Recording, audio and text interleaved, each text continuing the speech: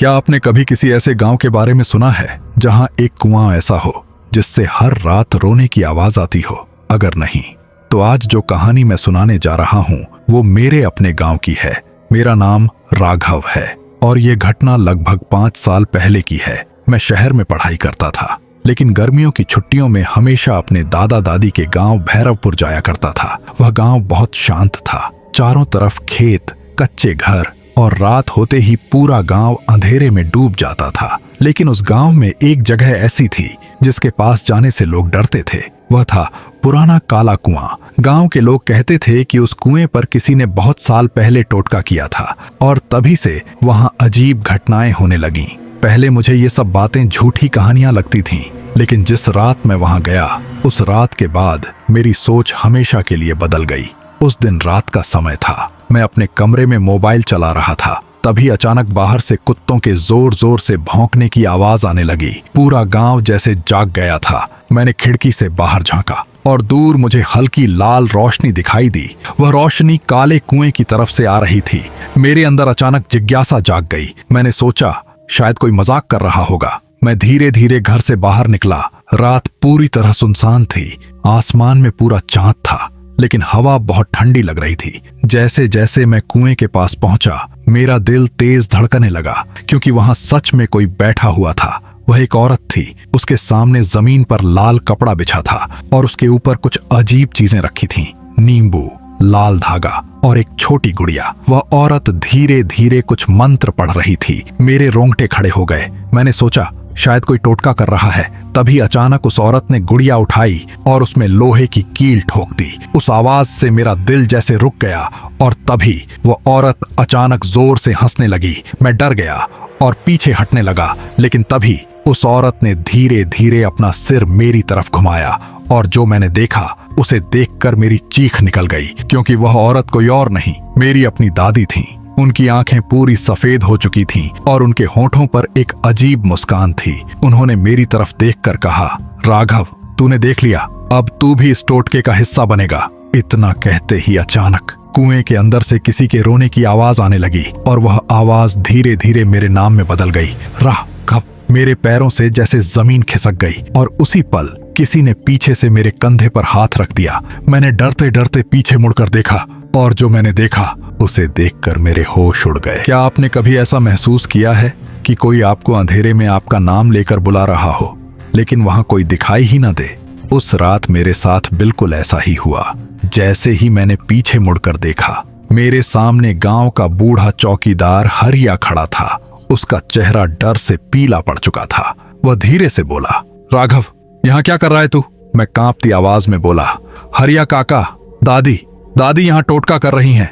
हरिया ने तुरंत मेरी तरफ देखा, फिर उसने कुएं के पास बैठी औरत की तरफ देखा और उसके चेहरे का रंग अचानक उड़ गया। वह घबराकर बोला, भाग यहां से। मैं कुछ समझ ही नहीं पाया क्यों, लेकिन हरिया ने मेरा हाथ पकड़ लिया। अगर उसने तुझे देख लिया तो आज रात तू जिंदा नहीं बचेगा। मेरे रोंगटे खड़े हो गए। तभी अचानक कुएं के अंदर से फिर वही रोने की आवाज आई। इस बार आवाज बहुत तेज थी, जैसे कोई पानी के अंदर से मदद के लिए चिल्ला रहा हो।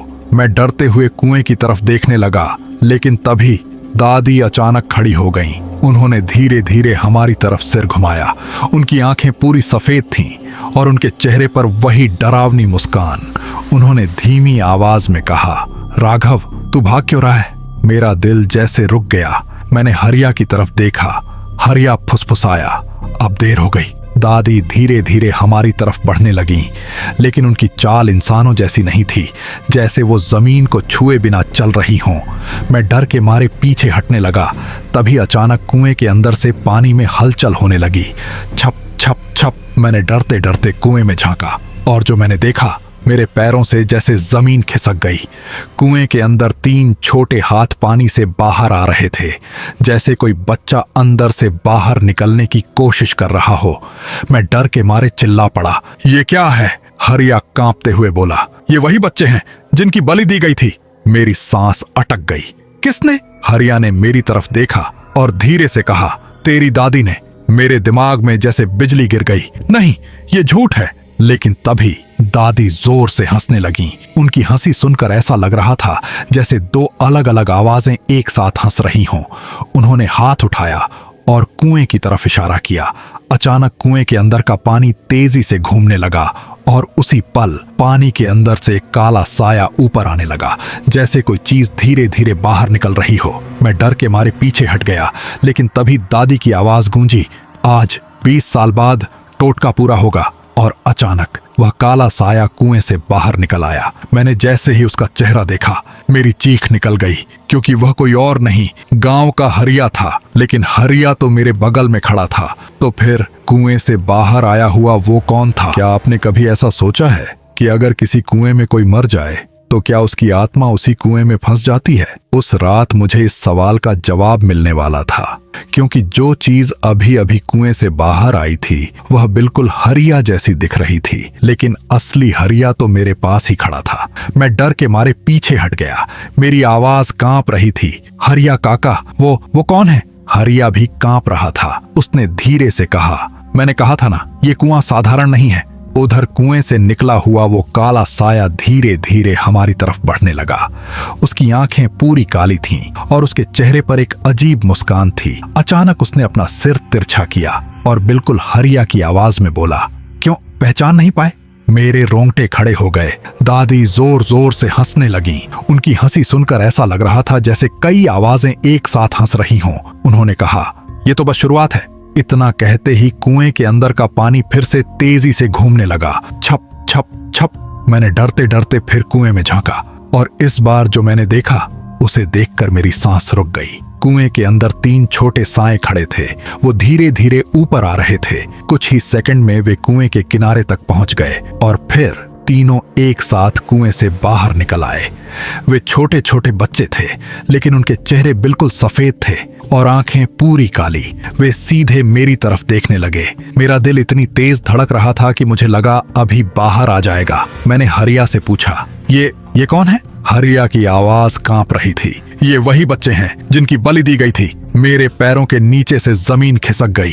तभी दादी धीरे धीरे मेरी तरफ बढ़ने लगीं। उन्होंने हाथ उठाकर कहा, आज आखिरी बलि पूरी होगी। मैं डर के मारे पीछे हटने लगा, लेकिन तभी अचानक किसी ने मेरे कंधे पर हाथ रख दिया। मैंने घबराकर पीछे मुड़कर देखा और मेरा दिल जैसे रुक गया, क्योंकि मेरे पीछे खड़ा था दूसरा हरिया। अब वहां 2 हरिया खड़े थे, एक मेरे सामने और एक मेरे पीछे, और दोनों मुझे घूर कर मुस्कुरा रहे थे। तभी दोनों ने एक साथ कहा, अब तेरी बारी है। मेरी चीख निकल गई और उसी पल दादी ने चिल्लाकर कहा, उसे पकड़ लो।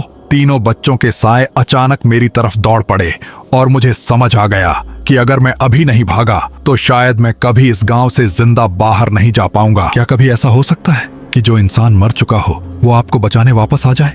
उस रात मुझे इसका जवाब मिलने वाला था। मंदिर के अंदर खड़ा मैं कांप रहा था। सामने मेरी दादी थी, लेकिन उनकी आंखों में वो ममता नहीं, एक अजीब सा गुस्सा था। मंदिर के बाहर 3 बच्चों के काले साए खड़े थे, चुप लेकिन डरावने। अचानक मूर्ति के पीछे से एक परछाई निकली। वो मेरे दादा थे। मैं डर गया। दादा! दादी गुस्से में चिल्लाई, तू फिर आ गया। दादा धीरे धीरे आगे बढ़े। उनका चेहरा शांत था, लेकिन आंखों में सख्ती थी। उन्होंने मेरी तरफ देखा। डर मत राघव, आज सब खत्म होगा। दादी हंसने लगी। तू मर चुका है, तू मुझे रोक नहीं सकता। दादा ने मंदिर के बाहर इशारा किया। इस टोटके की ताकत उस कुएं से है और आज इसे खत्म करना ही होगा। इतना सुनते ही तेज हवा चलने लगी। मंदिर का दरवाजा अपने आप खुल गया और बाहर वही काला कुआं दिखने लगा। दादी चिल्लाई, नहीं! लेकिन इससे पहले कि वो कुछ करती, दादा ने उनका हाथ पकड़ लिया। जमीन कांपने लगी। बाहर खड़े तीनों साए कुएं की तरफ देखने लगे, जैसे किसी फैसले का इंतजार हो। दादा ने मुझे देखा। राघव, अभी भाग जा।